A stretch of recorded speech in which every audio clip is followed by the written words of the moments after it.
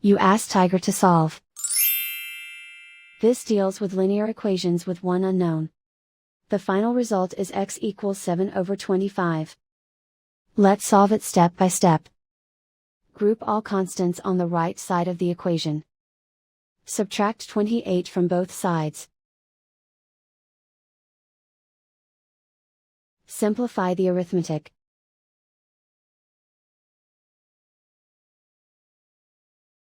Isolate the x. Divide both sides by -100. Cancel out the negatives. Simplify the fraction. Cancel out the negatives.